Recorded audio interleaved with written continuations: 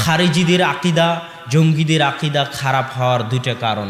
এক, তারা কবিরা গুনাহগার মুসলমানকে কাফের মনে করে। দুই, মুসলিম রাষ্ট্রকে কাফের রাষ্ট্র মনে করে। কবিরা গুনাহগার মুসলমানকে তারা কাফের মনে করে এই জন্য যে সিনেমা হলে যারা সিনেমা চালায় তাদেরকে বম মেরে উড়িয়ে দিতে হবে, এটা তাদের ধারণা। কিন্তু তারা এটা জানে না যে ইসলাম জোর করে কায়েম করা যায় না। প্রথম হাদিস আবু সাঈদ খুদরি রাদিয়াল্লাহু তাআলা আনহু থেকে বর্ণিত। তিনি বলেন, রাসূল সাল্লাল্লাহু আলাইহি ওয়াসাল্লাম বলেছেন, ইয়াখরুজু ফীকুম কওমুন, অচিরেই তোমাদের মধ্যে একদল মানুষ বের হবে, তাহকিরুনা সালাতাকুম মা সালাতিহিম ওয়া সিয়ামাকুম মা সিয়ামিহিম ওয়া আমালাকুম মা আমালিহিম। তোমরা তোমাদের সালাতকে তাদের সালাতের সামনে নগণ্য মনে করবে, তোমরা তোমাদের সিয়ামকে তাদের সিয়ামের সামনে নগণ্য মনে করবে, তোমরা তোমাদের আমল আখলাককে তাদের আমল আখলাকের সামনে নগণ্য মনে করবে। কিন্তু আশ্চর্যজনক হলেও সত্য যে তারা এত নামাজি সালাতি হওয়ার পরেও, এত সিয়াম পালন করার পরেও, এত ইবাদত বন্দিগি করার পরেও ইয়ামরুকুনা মিনাদ্দিন, ইসলাম থেকে এমনভাবে বের হয়ে যাবে যেমনভাবে তীর বের হয়ে যায় ধনুক থেকে। তারা ঠিক এত সালাত আদায় করার পরেও, এত সিয়াম পালন করার পরেও, এত পরহেজগার হওয়ার পরেও দিন থেকে বের হয়ে যাবে। ওয়ায়াকরাউনাল কুরআনা লা ইউজাবিজু হানাজিরাহুম, তারা কোরআন তেলাওয়াত করবে ঠিকই, কিন্তু তাদের কোরআন তেলাওয়াত তাদের কণ্ঠনালী অতিক্রম করবে না। সহিহ বুখারী 5058 নম্বর হাদিস।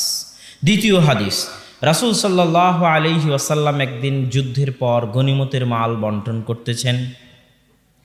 তো যুল খুয়াইসিরাহ নামক একজন ব্যক্তি রাসূল সাল্লাল্লাহু আলাইহি ওয়াসাল্লামকে জিজ্ঞেস করতেছে, ইয়া রাসূলুল্লাহ, হে আল্লাহর রাসূল, ইত্তাকিল্লাহ, আল্লাহকে ভয় করুন, ইদিল, এবং ন্যায় পরায়ণতা ইনসাফের সাথে গনিমতের মাল বন্টন করুন। তখন রাসূল সাল্লাল্লাহু আলাইহি ওয়াসাল্লাম বললেন, আশ্চর্য কথা, পৃথিবীর সবচেয়ে পরহেজগার মানুষ, তাকে বলা হচ্ছে আপনি আল্লাহকে ভয় করুন। পৃথিবীর সবচেয়ে আল্লাহ ভীরু মানুষ, তাকে বলা হচ্ছে আপনি আল্লাহকে ভয় করুন। পৃথিবীর সবচেয়ে মুনসিফ, ইনসাফ পরায়ণ মানুষ, ন্যায় বিচারক মানুষ, তাকে বলা হচ্ছে আপনি ইনসাফ করুন। তখন রাসূল সাল্লাল্লাহু আলাইহি ওয়াসাল্লাম বলতেছে, আওয়ালাস্তু আহাক্কু আহলিল আরদি, আমি কি নই পৃথিবীর বুকে সবচেয়ে বেশি হকদার যে আমি আল্লাহকে সবচেয়ে বেশি ভয় করব? ইদা আসাইতু, যদি আমি আল্লাহর বিধানের নাফরমানি করি তাহলে কে আল্লাহর বিধানের অনুসরণ করবে? অমাইয়া আদিল ইদা লাম আদিল, আর কে ন্যায় বিচার করবে যদি আমি মুহাম্মদ ন্যায় বিচার না করি? যেমনি রাসূল সাল্লাল্লাহু আলাইহি ওয়াসাল্লাম এই কথা বলেছেন, তো আল্লাহ রাসূলের কষ্ট দেখে খালিদ বিন ওয়ালিদ বলতেছে, আল্লাহ রাসূল, আপনি নির্দেশ দেন আমি আর গর্দান উড়িয়ে দিই। যে আপনার উপর সন্দেহ করে যে আপনি ইনসাফ করতেছেন না, তাহলে সে তো মুমিন থাকতে পারে না, তাকে হত্যা করার আমাকে অনুমতি দিন। তখন রাসূল সাল্লাল্লাহু আলাইহি ওয়াসাল্লাম বলতেছে, লা, না, হত্যা করিও না। লা আল্লাহু ইউসাল্লি, হতে পারে যে সে সালাত আদায় করে। তার মানে কি বোঝা গেল? যারা জেগে আছেন তাদেরকে জিজ্ঞেস করতেছি, এই অংশ থেকে কি বোঝা গেল? সালাত আদায় করলে হত্যা করা যাবে না। মাশাআল্লাহ, বারাকাল্লাহ ফিকুম। তখন এবার খালিদ বিন ওয়ালিদ উত্তরে বলতেছে, যেটা আমরা সবাই বলি, কাম্মিন মুসাল্লিন, আল্লাহ রাসূল আপনি জানেন না কত এমন সালাত আদায়কারী আছে যাদের অন্তরে একটা, বাইরে আর একটা, ইয়াকুলু বিলিসানিহি মা লাইসা ফি কলবিহি। আল্লাহ রাসূল আপনি জানেন না আপনার পিছনে সালাত আদায়কারী এরকম বহু মুনাফিক আছে যাদের মুখ এক, অন্তর আর এক। তখন এবার রাসূল সাল্লাল্লাহু আলাইহি ওয়াসাল্লামের উত্তরটা শুনেন, এটাও আপনাদের মনে রাখতে হবে। আল্লাহ রাসূল বলতেছে, খালিদ বিন ওয়ালিদ, ইন্নী লাম উমার, আমি আদিষ্ট হইনি, আমাকে নির্দেশ করা হয়নি যে আমি মানুষের অন্তর, আন কুলুবিন নাস, মানুষের অন্তর চিড়ে ফেড়ে দেখব যে মানুষের অন্তরে কি আছে, এই বিষয়ে আমাকে আদেশ করা হয়নি। এই অংশ থেকে যেটা বোঝা যায় সেটা হচ্ছে, পৃথিবীতে দুনিয়ার হুকুম আহকাম চলবে বাহ্যিক বিষয়ের উপর। কিসের উপর? বাহ্যিক হুকুম আহকামের উপর কেউ যদি বলে লা ইলাহা ইল্লাল্লাহ, আশহাদু আল্লাহ ইলাহা ইল্লাল্লাহ ওয়া আশহাদু আন্না মুহাম্মাদার রাসূলুল্লাহ, তাহলে তার রক্ত হারাম, তাকে হত্যা করা যাবে না। যতই আপনি মনে করেন যে আপনার ভয়ে বলতেছে, যতই আপনি মনে করেন লোক দেখানোর জন্য বলতেছে, যতই আপনি মনে করেন মিথ্যা বানিয়ে বলতেছে, কিন্তু যতক্ষণ কালেমা বলবে ততক্ষণ তার রক্ত হারাম। তার অন্তরে কি আছে এটা আল্লাহ দেখবে কিয়ামতের মাঠে, ওটা আমার এবং আপনার দায়িত্ব নয় দেখার। এই অংশ থেকে আল্লাহ রাসূল সেটা স্পষ্ট করে দিলেন। তারপরে তবে খালিদ বিন ওয়ালিদ একটা কথা মনে রাখো, যে আজকে আমাকে বলল আমার মতো ন্যায়পরায়ণ শাসককে, আমি যে আরেক হাদিসে আল্লাহ রাসূল বলেছে ওই তিনজন ব্যক্তিকে যারা বলল সারা রাত ইবাদত করব, সারাদিন সিয়াম রাখবো, বিবাহ করব না, ওই হাদিসে আল্লাহ রাসূল তাদেরকে বলেছিলেন ওয়াল্লাহি লা ইন্নী আতকাকুম ওয়া আখশাকুম, আল্লাহর কসম নিশ্চয় আমি হচ্ছি সবচেয়ে তাকওয়াবান, সবচেয়ে পরহেজগার, সবচেয়ে আল্লাহ ভীরু মানুষ আসমানের নিচে জমিনের উপরে। তো জেনে রাখো খালিদ বিন ওয়ালিদ, আমি সবচেয়ে পরহেজগার, সবচেয়ে তাকওয়াবান মানুষ হওয়ার পরেও যে আমার শাসন, আমার ন্যায়পরায়ণতার উপর আঙ্গুল উঠাই, আমার বিরুদ্ধে কথা বলে, আমার বিরুদ্ধে বিদ্রোহ করে, এরাই, এর বংশ থেকেই, এদের বংশ থেকেই অচিরে একদল মানুষ বের হবে যারা ঠিক এই স্বভাবেরই হবে। কি স্বভাবের? তখন রাসূল সাল্লাল্লাহু আলাইহি ওয়াসাল্লাম বলছেন ইন্নাহু সায়াখরুজু মিন যিদি হাদা, এর বংশধর থেকে অচিরে একদল মানুষ বের হবে ইয়াকতুলুনা আহলাল ইসলাম ওয়া ইয়াদাউনা আহলাল আওসান, যারা মুসলমানদেরকে হত্যা করবে আর মূর্তি পূজক মুশরিক কাফেরদের ছেড়ে দিবে। হাদিসের এই অংশ কি বুঝতে পারছেন? আজকে সিরিয়াতে কাদেরকে হত্যা করা হচ্ছে? কে হত্যা করতেছে? মুসলমান। ইয়েমেনে কাদেরকে হত্যা করা হচ্ছে? কে হত্যা করতেছে? মুসলমান। ওই কথায় আল্লাহর রাসূল বলেছেন ইয়াকতুলুনা আহলাল ইসলাম, মুসলমানকে কাফের ফতোয়া দিয়ে হত্যা করবে, ওয়া ইয়াতরুকুনা আহলাল আওসান, আর ইহুদি খ্রিস্টান মুশরিকদের ছেড়ে দিবে।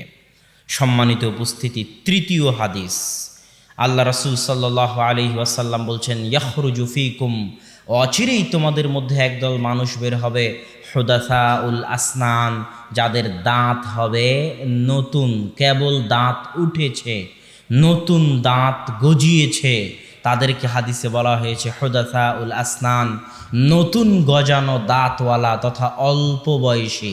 সুফাহাউল আহলাম, বুদ্ধি কম, বিবেক কম, বিবেক বুদ্ধি দিয়ে কাজ করে না, আবেগ দিয়ে কাজ করে, এরকম অল্প বয়সী কেবল দাঁত উঠেছে, অল্প বয়সী বুদ্ধি কম যুবক বের হবে।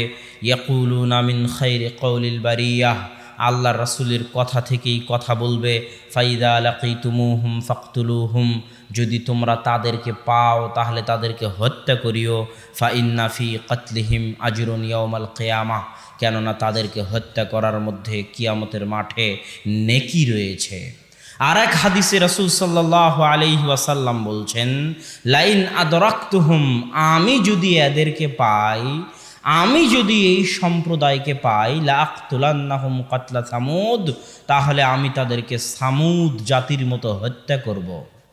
এই তিনটি হাদিস থেকে যা সারমর্ম বের হলো, তার সারমর্ম হচ্ছে এক, অচিরেই একদল মানুষ বের হবে যাদের তাকওয়া, যাদের পরহেজগারিতা, যাদের সালাত, যাদের সিয়ামের সামনে সাহাবীরা, ভালো মানুষেরা নিজেদের সালাত সিয়ামকে নগণ্য মনে করবে, নিজেদের তাকওয়া পরহেজগারিতাকে নগণ্য মনে করবে। তারা এত তাকওয়াবান পরহেজগার হবে, তারা এত সালাত ইবাদত গুজার, বন্দেগি ইবাদত বন্দেগিতে ব্যস্ত থাকবে, ইবাদত গুজার হবে, যে সাহাবীদেরা নিজেদের ইবাদতকে তাদের সামনে নগণ্য মনে করবে। দুই, তারা হবে অল্প বয়সী, বিবেক দিয়ে কাজ করবে না, আবেগ দিয়ে কাজ করবে। তিন, তারা মুসলমানদেরকে হত্যা করবে আর মুশরিক কাফেরদেরকে ছেড়ে দিবে, তাদেরকে হত্যা করবে না। এদের বিষয়ে আল্লাহ রাসূল যা বলেছেন, এক, আল্লাহ রাসূল বলেছেন এরা দিন থেকে বের হয়ে যাবে যেমন ধনুক থেকে তীর বের হয়ে যায়। দুই, আমি যদি এদেরকে পাই তাহলে সামুদ জাতির মতো হত্যা করব। তিন, তোমরা যদি এদেরকে পাও তাহলে এদেরকে হত্যা করিও, কেননা এদেরকে হত্যা করার মধ্যে কিয়ামতের মাঠে নেকি রয়েছে। এই হলো তিনটি হাদিসের সারমর্ম। আমি আমার সংক্ষিপ্ত বুঝি যে এই তিনটি হাদিস রাসূল সাল্লাল্লাহু আলাইহি ওয়াসাল্লাম খারিজিদেরকে বুঝিয়েছেন এবং সালাফে সালেহিন মুহাদ্দিসিনে কিরামের এটাই ব্যাখ্যা যে তারা হচ্ছে খারিজি। আর এটাই সঠিক ব্যাখ্যার নিকটবর্তী, সঠিক কথার নিকটবর্তী কথা যে এই হাদিসগুলো দ্বারা খারিজিরা উদ্দেশ্য। আমরা জঙ্গিদের আলোচনা করছিলাম যে জঙ্গিরা দুইটা জায়গায় পা পিছলে গেছে। এক, তারা কাফের রাষ্ট্রকে, মুসলিম রাষ্ট্রকে কাফের রাষ্ট্র মনে করে। দুই, তারা কবিরা গুনাহগার মুসলমানকে কাফের মনে করে, অথচ কবিরা গুনাহগার মুসলমান কাফের নয়। দলিল, আল্লাহ সুবহানাহু ওয়া তাআলা কবিরা গুনাহগার মুসলমানকে মুমিন বলে ডেকেছেন কোরআনে। আল্লাহ বলছেন ইয়া আইয়ুহাল্লাযীনা আমানু তুবু ইলাল্লাহ, হে ইমানদারগণ তোমরা তওবা করো। তো তওবা কে করে? সাগিরা গুনাহ যে করে সে তওবা করে? সাগিরা গুনাহ ওযু করলে ক্ষমা হয়ে যায়, এক সালাত থেকে আরেক সালাতের মাঝে ক্ষমা হয়ে যায়, এক জুমা থেকে আরেক জুমার মাঝে ক্ষমা হয়ে যায়, এক রমজান থেকে আরেক রমজানের মাঝে ক্ষমা হয়ে যায়। কিন্তু কাবিরা গুনাহ করলে তওবা করা লাগে। আর আল্লাহ কাবিরা গুনাহগার মুসলিমকে বলতেছে ইয়া আইয়ুহাল্লাযীনা আমানু, হে ইমানদারগণ, মানে কবিরা গুনাহ করার পরও সে এখনো কি আছে? মুমিন আছে। কথা মনে হয় বুঝাতে পারিনি। শত শত দলিল পেশ করতে পারবো যে কাবিরা গুনাহ করার পরও মানুষ মুমিন থাকে। ওই যে 99 জনকে হত্যা করলো বানি ইসরায়েলের ব্যক্তি, তারপরে 100 জনকে হত্যা করলো, তাকে আল্লাহ জান্নাতে দেয়নি? যদি সে কবিরা গুনাহ করলে যদি কাফের হয়ে যেত তাহলে কি সে জান্নাতে যেতে পারত? অসম্ভব। কবিরা গুনাহ করলে মানুষ ফাসেক হয়, পাপিষ্ঠ হয়, পাপাচারী হয়, তাকে তওবা করতে হয়, কিন্তু সে কাফের হয় না। কেননা কবিরা গুনাহ করলে যদি কাফের হয়ে যায় তাহলে তওবা করবে কি থেকে? তওবা করার তো কোনো রাস্তাই নাই। শাফাত থাকবে কার জন্য? আল্লাহ রাসূল কিয়ামতের মাঠে কার জন্য শাফাত করবে? যদি কবিরা গুনাহ করলে মানুষ কাফের হয়ে যায় তো কিয়ামতের মাঠে আল্লাহ রাসূল শাফাত করার জন্য কাউকে পাবে না। কিয়ামতের মাঠে শাফাত করার জন্য, আল্লাহর অঞ্জলিতে উঠার জন্য কোনো মানুষ থাকবে না যদি কাবিরা গুনাহ করলে মানুষ কাফের হয়ে যেত। এরকম হাজারো শত দলিল পেশ করা যাবে যে কাবিরা গুনাহ করলে মানুষ কাফের হয় না। আর যে দলিলগুলো আমরা পেশ করি এই দলিলগুলো সব ইমাম বুখারী দিয়ে গেছেন। সহিহ বুখারীর কিতাবুল ঈমান খুলেন, প্রথম অধ্যায়গুলোই হচ্ছে কিতাবুল ঈমান। প্রথম থেকে নিয়ে শেষ পর্যন্ত ইমাম বুখারী দলিল দিতে থেকেছেন যে ঈমান কুফর এর মধ্যে পার্থক্য আছে। কুফরুন দুনা কুফরিন, যে কোরআন এবং হাদিসে কুফুর শব্দ ব্যবহার হলেই কাফের। কোরআন হাদিসে ব্যবহার হয়েছে একজন মুসলমানকে গালি দেওয়া ফাসিকি, আর একজন মুসলমানকে হত্যা করা কুফুরি। তার মানে যে মুসলমানকে হত্যা করবে সে কাফের হয়ে যাবে? কথা বলেন। এটারই উত্তর ইমাম বুখারী সহিহ বুখারীতে দিয়েছে যে কুফরের স্তর আছে, কুফরের স্তর আছে। একটা কুফর যেই কুফর করলে সে পূর্ণাঙ্গ কাফের হয়ে যাবে, আর একটা কুফর যে গুনাহগার হবে, ফাসেক হবে। এগুলো সব দলিল ইমাম বুখারী রাহিমাহুল্লাহ দিয়ে রেখেছে তার গ্রন্থের মধ্যে। তো সম্মানিত উপস্থিতি, আমরা বলছিলাম তারা কবিরা গুনাহগার মুসলমানকে কাফের মনে করে। এটা হলো তাদের প্রথম বিভ্রান্তি এবং এটা ভুল কথা, এটা চলবে না। বরং কবিরা গুনাহগার মুসলমানেরা ফাসেক, তারা তওবা করে ইসলামে ফিরে আসতে পারে। শাফাতের হকদার তারাই, আল্লাহর অঞ্জলিতে উঠার হকদার তারাই। তারা যদি তওবা করে, আল্লাহর নিকটে দোয়া করে, তাহলে আল্লাহ সুবহানাহু ওয়া তাআলা তাদেরকে ক্ষমা করে দিবেন। তারা হচ্ছে ফাসেক মুমিন। এখানে আরেকটা বিষয় আপনাকে বলে রাখি, সেটা হচ্ছে কাফের মুসলিম রাষ্ট্রকে কাফের রাষ্ট্র মনে করে। তো রাষ্ট্র কতক্ষণ মুসলিম থাকে? কিভাবে রাষ্ট্র মুসলিম হয়?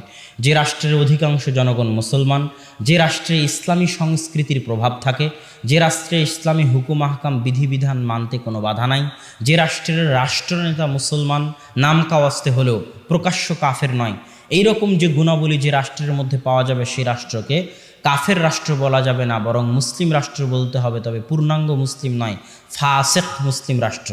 যেমন বাংলাদেশ, পাকিস্তান, এগুলো কি মুসলিম রাষ্ট্র?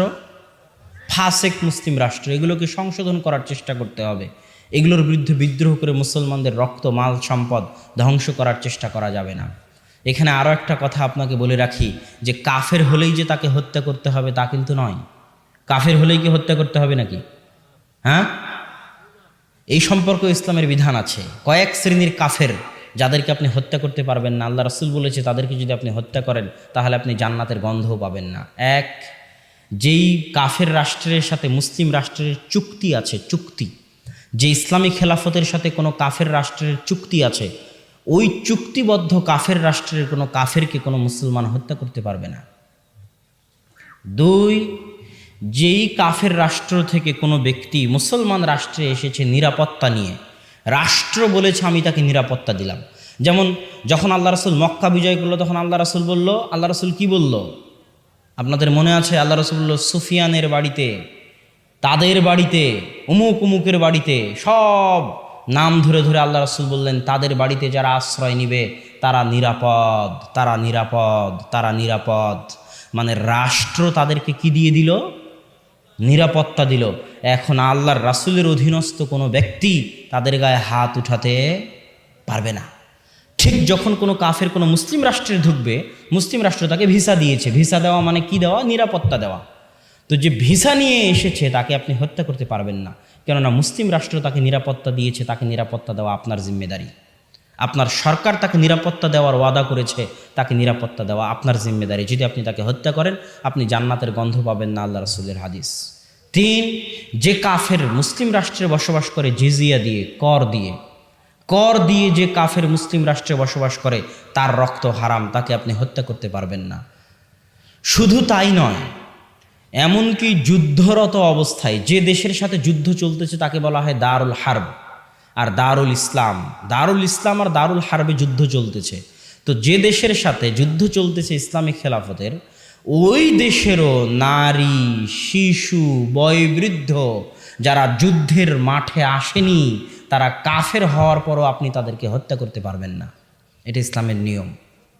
তো সম্মানিত উপস্থিতি, ইসলাম মানে, ইসলামের চেহারাকে আজ জঙ্গিরা বিকৃত করে ফেলেছে। যেখানে সেখানে আমেরিকা সহ বিভিন্ন দেশে বোমা হামলা করে মনে করতেছে যে না, এটা ইসলামে জায়েজ। জি না, ইসলামে শুধু রাষ্ট্রের অধীনে জিহাদ জায়েজ। রাষ্ট্র ক্ষমতা ছাড়া কিছু কিছু ইবাদত আছে যেগুলো ইসলামে চলে না। যেমন হজ রাষ্ট্র ক্ষমতা ছাড়া চলে না। মক্কায় কোন তারিখে, কয় তারিখে হজ হবে, আপনি বাংলাদেশ থেকে গিয়ে যদি বলেন আমি আমার তারিখে হজ করব, আর ওই আফ্রিকা থেকে এসে যদি বলে আমি আমার তারিখে হজ করব, হবে না। সৌদি বাদশাহ, সৌদি খলিফা, সৌদির যারা শাসক, তারা যেই দিন ঘোষণা দিবে যে এই তারিখে হজ হবে, আপনি যেখানকারই হন না কেন, আপনার দেশ যেখানেই হোক না কেন, আপনি যে মতই মানেন না কেন, যে ধর্মই মানেন না কেন, যে ফতোয়াতেই বিশ্বাস করেন না কেন, শাসক যেই দিন হজের ঘোষণা দিয়েছে সেই দিনে হজ হতে হবে। এটা ইসলামের নিয়ম। ঠিক ঈদ, আপনি এক গ্রামে আজকে ঈদ করবেন, আর একজন আর এক গ্রামে ঈদ করবে, এটা ইসলাম বিশ্বাস করে না। আপনার ফতোয়া যেটাই হোক, ফতোয়া একদিনে ঈদ করা হোক আর ফতোয়া আলাদা দিনে ঈদ করা হোক, কিন্তু রাষ্ট্র যেই দিন ঈদের ঘোষণা দিবে আপনার ফতোয়া যেটাই হোক আপনাকে ওই দিনে ঈদ করতে হবে।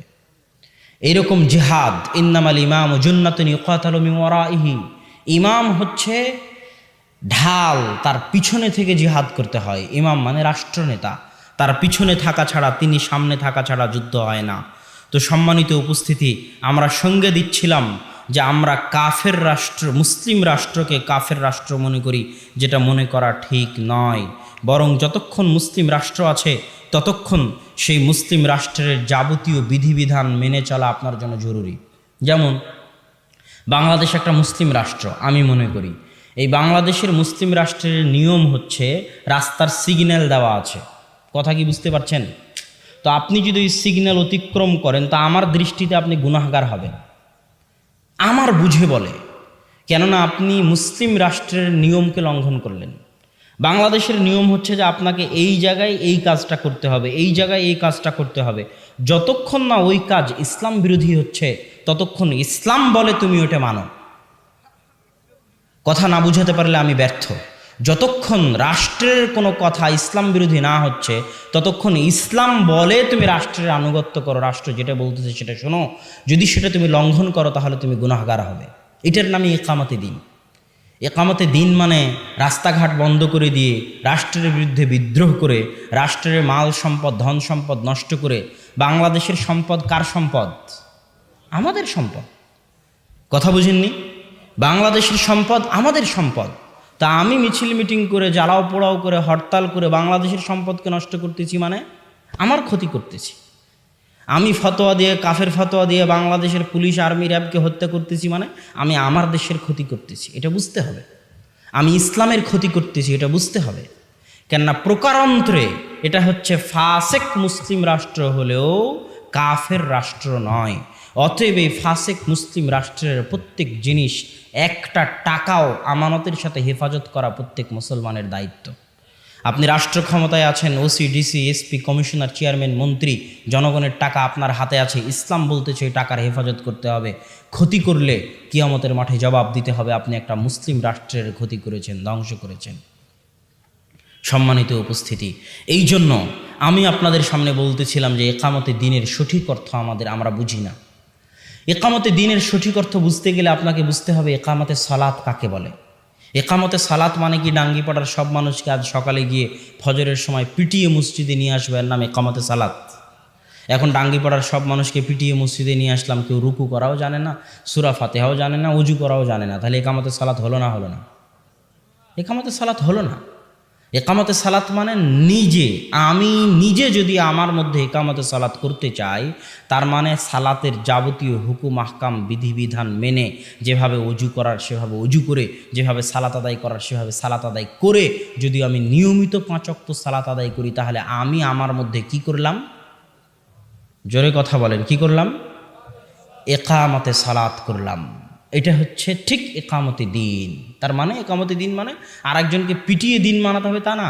একামতে দিন মানে আমার নিজের মধ্যে জন্ম থেকে মৃত্যু পর্যন্ত, পায়ের পাতা থেকে মাথার চাঁদি পর্যন্ত আমি ইসলামের যাবতীয় বিধিবিধান মানতেছি কিনা, যদি মানি তাহলে আমি আমার মধ্যে একামতে দিন করলাম। যদি আমার পরিবারকে মানাতে পারি তাহলে আমার পরিবারের মধ্যে একামতে দিন করলাম। এটা হচ্ছে একামতে দিন। নিজে মানার নাম হচ্ছে একামতে দিন, আর একজনকে জোর করে মানানোর নাম একামতে দিন নয়। সম্মানিত উপস্থিতি, সুতরাং একামতে দিনের আমাদেরকে ভুল ব্যাখ্যা বোঝানো হয়েছে। এখানে আরও একটা কথা আমি আপনাদেরকে বলে রাখি, সেটা হচ্ছে যে ইসলামের আরও একটা নিয়ম, আপনি বিচারপতি ছাড়া, বিচার ব্যবস্থা ছাড়া কাউকে হত্যা করতে পারবেন না। আর বিচার ব্যবস্থা যদি কাউকে হত্যা করেও তাহলে সে কাফের, এটাও নয়। যেমন ইসলামের নিয়ম হচ্ছে কেউ যদি বিবাহিত অবস্থায় জেনা করে তাকে হত্যা করতে হবে, তো যে বিবাহিত অবস্থায় জেনা করেছে সে কি কাফের হয়ে গেছে? হ্যাঁ, তাকে তো হত্যা করতে বলা হচ্ছে। একদল মানুষ মনে করে যে বিধানে হত্যার হুকুম আছে মানে কাফের হয়ে গেছে। জি না, ওই হত্যাটা তার জন্য কাফারা, সে জান্নাতেও চলে যেতে পারে। যে আরেকজন মুসলমানকে হত্যা করেছে তাকে হত্যা করতে হবে, তার মানে সে কাফের হয়ে গেছে তা নয়। তাকে যে হত্যা করা হবে এই হত্যাটা তার ওই গুনাহের জন্য কাফারা, সে জান্নাতেও চলে যেতে পারে। ঠিক তেমনি বিচার ব্যবস্থা ছাড়া আপনি কোনো হুকুম বাস্তবায়ন করতে পারবেন না। যেমন ক্রিমিনাল ল, পৃথিবীতে যতগুলো রাষ্ট্র আছে, মুসলিম রাষ্ট্র আছে প্রায় 57-58টা মুসলিম রাষ্ট্র, সব মুসলিম রাষ্ট্রে ইসলামের পারিবারিক নিয়ম, ইসলামের সামাজিক নিয়মগুলো রাষ্ট্রীয়ভাবে মানা হয়। ইসলামের পারিবারিক আইন মানে বাপ মারা গেলে কত শতক আপনি জমি পাবেন, আপনার ভাই বোন কত শতক জমি পাবে, এটা কে বলে দিয়েছে? ইসলাম বলে দিয়েছে। ওটাই কিন্তু মুসলিম দেশগুলোতে মানা হয়। ওটাকে বলা হয় ফ্যামিলি ল, পারিবারিক আইন। তো ইসলামের পারিবারিক আইন রাষ্ট্রীয়ভাবেই মানা হয়। যেমন বাংলাদেশের সরকার আপনাকে হজের জন্য সহযোগিতা করে না? করে না? করে না? করে না? করে। বাংলাদেশের সরকার আপনার ঈদ বাস্তবায়ন করতে সহযোগিতা করে না? করে না? করে। তাহলে ইসলামের যেগুলো সামাজিক বিধিবিধান আছে, ইসলামের যেগুলো পারিবারিক বিধিবিধান আছে, সেগুলো প্রায় অধিকাংশ মুসলিম রাষ্ট্র মানে, রাষ্ট্রীয়ভাবে মানে। রাষ্ট্রগুলো কি মানে না? ইসলামের ক্রিমিনাল ল মানে না। অপরাধ সংক্রান্ত ইসলামের যে বিধিবিধানগুলো আছে এগুলো কোনো রাষ্ট্র মানে না, সৌদি ছাড়া। অপরাধ সংক্রান্ত কী আছে? চুরি করলে হাত কাটতে হবে, কেউ যদি মদ পান করে তাহলে 40 লাঠি 80 লাঠি পিটাতে হবে, কেউ যদি জেনা করে তাকে রজম করতে হবে, অবিবাহিত হলে 100 লাঠি পিটাতে হবে, দেশ থেকে তাড়াতে হবে। এই যে অপরাধ সংক্রান্ত যে আইনগুলো আছে এগুলো কোনো মুসলিম রাষ্ট্র, অধিকাংশ মুসলিম রাষ্ট্র মানে না। তো এখন আপনি কি জোর করে এই অপরাধ সংক্রান্ত বিধিবিধানগুলো বাস্তবায়ন করবেন? হ্যাঁ, এটার উত্তর কি? এটার দলিল কি?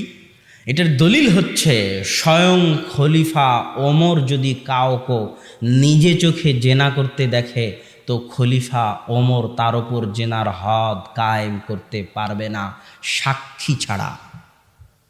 এটা ইসলামের নিয়ম। খলিফা ওমর শাসক, ক্ষমতায় আছে, স্বচক্ষে দেখতেছে জেনা করতে, কিন্তু তিনি হদ কায়েম করতে পারবেন না। বিচারক লাগবে, সাক্ষী লাগবে, সাক্ষী আসবে, সাক্ষীরা সাক্ষী দিবে, বিচারক বিচার শোনাবে, তারপরে হদ কায়েম হবে। এটা ইসলামের নিয়ম। এটা কিন্তু আমরা জানি না, আমাদের দেশের মানুষজন জানে না। কিতাবুল ইমারার যে হাদিসগুলো আছে, এই হাদিসগুলো যদি বাংলাদেশে পড়া হয়, কিতাবুল ইমারার হাদিসগুলো বাংলাদেশে দুইভাবে বিকৃত হয়ে গেছে। সহি মুসলিম খুলবেন, সহি মুসলিম খুলে কিতাবুল ইমারা বের করবেন। কিতাবুল ইমারার যে হাদিসগুলো আছে এগুলো বাংলাদেশে দুইভাবে বিকৃত হয়ে গেছে। এক, কিতাবুল ইমারার সব হাদিস নিয়ে চলে গেছে দল আর সংগঠন। বাংলাদেশে যত দল আছে, সেটা তাবলিগ জামাত হোক, জামাত ইসলাম হোক, হাস্যকর ব্যাপার যে কিতাবুল ইমারার সব হাদিস দল নিয়ে চলে গেছে। দলের আমির তো কিতাবুল ইমারাতে যে হাদিসগুলো আছে তার হাদিসগুলো ওর জায়গায় গিয়ে ফিট করা হয়, জামাতের যে হাদিসগুলো আছে সেগুলো দলের সাথে গিয়ে ফিট করা হয়। এটা গেল কিতাবুল ইমারার উপর প্রথম জুলুম। দ্বিতীয় জুলুম হলো কিতাবুল ইমারার হাদিসগুলো মূলত রাষ্ট্রনেতার সাথে সম্পৃক্ত, অথচ রাষ্ট্রনেতার সাথে কেউ কিতাবুল ইমারার হাদিস পড়ে না। সব শুধু দলনেতার সাথে কিতাবুল ইমারার হাদিস আর জামাতের হাদিস, অথচ জামাত মানে রাষ্ট্রের সাথে থাকা, আর আমির মানে রাষ্ট্রের আমির। আমির শব্দটা কি বলে ওর নাম, ইসলামের ইতিহাসে আমির শব্দটা কোনোদিন রাষ্ট্রনেতার বাইরে ব্যবহার হয়েছে এটা পাওয়া যায় না। গত 100, 150, 200 বছর আগে রাষ্ট্রনেতার বাইরে ব্যবহার হয়েছে এটা পাওয়া যায় না। এখনও মদিনার আমির আছে, মক্কার আমির আছে। আমার ওস্তাদ মুফতি ইউসুফ তাওয়ালি দারুল উলুম দেওবন্দের শিক্ষক, তিনি তাবলিগ জামাতের আমিরকে লক্ষ্য করে বলতেন, তাবলিগ জামাতের আমিরকে লক্ষ্য করে বলতেন যে আপনি কেউ চুরি করলে হাত কাটতে পারেন না, কেউ জেনা করলে রজম করতে পারেন না, কেউ অপরাধ করলে গ্রেফতার করতে পারেন না, তাহলে আপনি কিসের আমির? কেননা আমির মানে হচ্ছে ক্ষমতা। চুরি করলে হাত কাটতে পারতে হবে, সে আমির। আর যদি না পারে তাহলে সে শায়েখ হতে পারে, মুফতি হতে পারে, আলেম হতে পারে, অনুসরণীয় ব্যক্তিত্ব হতে পারে, কিন্তু আমির হতে পারবে না। এটা ইসলামের পরিভাষাগত ব্যাপার। ঠিক জামাতের ব্যাপারটা ওই রকমই। জামাত, আল্লাহ রাসূল কত কঠিন কথা বলতেছে জামাতের বিষয়ে, যে তাদেরকে হত্যা করো যারা জামাত থেকে বের হয়ে যায়। আল্লাহ রাসূল বলতেছে কেউ যদি জামাত থেকে বের হয়ে যায় সে ইসলাম থেকে বের হয়ে গেল। কত কঠিন কথা। অথচ আমি যদি তাবলিগ জামাত ছেড়ে দিই তাহলে কি আমি ইসলাম থেকে বের হয়ে যাব?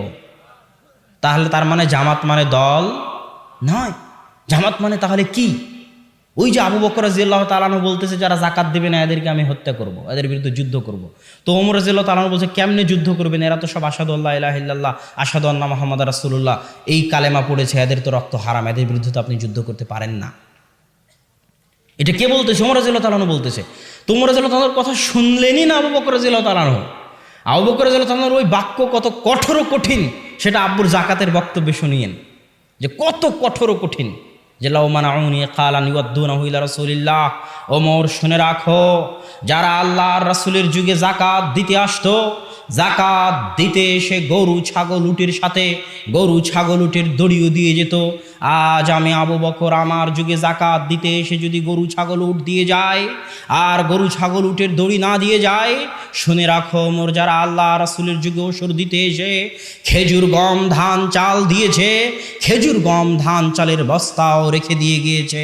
আর আমি আবু বকর আমার যুগে খেজুর ঢেলে দিয়ে বস্তা নিয়ে যেতে চাই, তাহলে আমি আবু বকর ওই দড়ি ওই বস্তার জন্য যুদ্ধ চালিয়ে যাব, হয় মরবো না হয় মারবো। তাহলে এরা তো সব মুসলমান, তো মুসলমানদেরকে আবু বকর রাদিয়াল্লাহু তাআলা কেন মারতে চাইলেন? দলিল, এরা জামাত থেকে বের হয়ে গেছে। কথা কি বুঝলেন? রাষ্ট্রনেতার আদেশ, বৈধ খলিফার আদেশ, বৈধ খলিফার নির্দেশকে অমান্য করে তার বিরুদ্ধে বিদ্রোহ করেছে, তার মানে জামাত থেকে বের হয়ে গেছে। এদেরকে এখন রাষ্ট্রনেতা হত্যা করতে পারে, ফাঁসি ঝুলিয়ে দিতে পারে, এটা তার জন্য জায়েজ। তার মানে জামাত মানে হচ্ছে রাষ্ট্র, খেলাফা, তার সাথে সম্পৃক্ত থাকা। জামাতের আরেকটা অর্থ হচ্ছে মসজিদের জামাতের সাথে সম্পৃক্ত থাকা। মসজিদের জামাতের সাথে যদি কোনো মুসলমান সম্পৃক্ত না থাকে তাহলে সে জামাতবদ্ধ থাকলো না, এটা ছোট জামাত। এটা হচ্ছে জামাতবদ্ধ জীবনযাপনের অংশ। ইসলাম একটা সংগঠনের মতো। ইসলামের নেতা মুহাম্মদ সাল্লাল্লাহু আলাইহি ওয়াসাল্লাম, ইসলামে মাসিক কিয়ানত দিতে হয়, ইসলামে বাৎসরিক কিয়ানত দিতে হয়, সেটা যাকাত দিতে বাধ্য। আর সারাদিন যত ইয়ানত দিবেন, যত দান করবেন, এটা ঐচ্ছিক। ইসলামের বাৎসরিক সম্মেলন আছে, যেমন তাবলিগ জামাতের আছে টঙ্গীতে, সেটা হচ্ছে হজ, যেতে বাধ্য যদি ক্ষমতা থাকে। ইসলামের প্রশিক্ষণ কর্মশালা আছে অন্যান্য সংগঠনের মতো, সেটা সিয়াম, 1 মাসের প্রশিক্ষণ কর্মশালা। ঠিক ইসলামের শাখা অফিস আছে, যেমন অন্য সংগঠনের আছে। মসজিদ হচ্ছে ইসলামের শাখা অফিস। যারা ইসলাম নামক সংগঠনের সদস্য থাকতে চায় দিনে 5 বার তাদেরকে মসজিদে হাজিরা দিতে হবে। হাজিরা না দিলে ইসলামের জামাত থেকে, মুসলমানদের জামাত থেকে সে বের হয়ে যাবে। এর নাম হচ্ছে জামাত, আর এর নাম হচ্ছে কিতাবুল ইমারা। কিতাবুল ইমারার হাদিসগুলো পড়েন, সব রাষ্ট্রনেতার সাথে সম্পৃক্ত। আল্লাহ রাসূল বলছে সে মারুক পিটুক, তার তোমরা আনুগত্য করো। তো সম্মানিত উপস্থিতি, এখানে আরও একটা কথা বলি, যেটা বলছিলাম যে বিচার ব্যবস্থা ছাড়া আপনি কোনো বিধান বাস্তবায়ন করতে পারবেন না। স্বয়ং ওমর রাদিয়াল্লাহু তাআলা আনহু পারবেন না, এটা তো আমাদের দেশের মানুষরা জানে না। আরও একটা কথা বলি, জোরপূর্বক রাষ্ট্র ক্ষমতা দখল করতে হবে কি না? জোরপূর্বক জি না। কেন? আল্লাহ সুবহানাহু ওয়া তাআলা আপনার উপর জাকাত ফরজ করেছে। কখন? যখন আপনি নিসাব পরিমাণ সম্পদের মালিক হবেন তখন। তো আপনি নিসাব পরিমাণ সম্পদের মালিক হননি মানে আপনাকে জাকাত দেওয়া লাগবে না। তো আপনি এখন ভাবতেছেন আমার তো জাকাত দেওয়া হচ্ছে না, তো জোর করে চুরি করে, বাটপারি করে, ডাকাতি করে নিসাব পরিমাণ সম্পদের মালিক হই, তারপরে জাকাত দিব। এটা কি চলবে? চলবে না।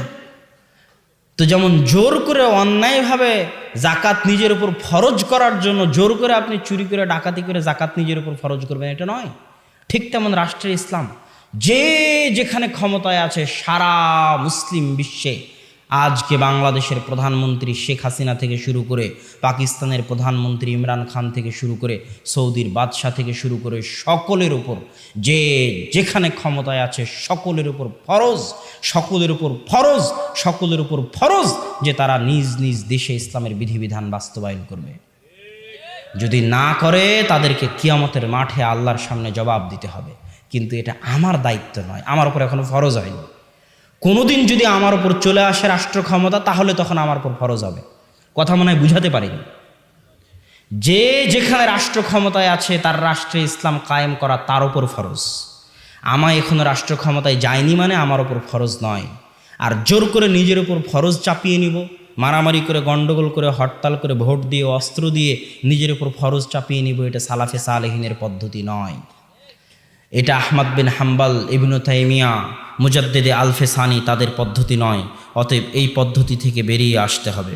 সম্মানিত উপস্থিতি, আমরা যে আলোচনা করছিলাম এই আলোচনার সারমর্ম ছিল দুইটা বিষয়।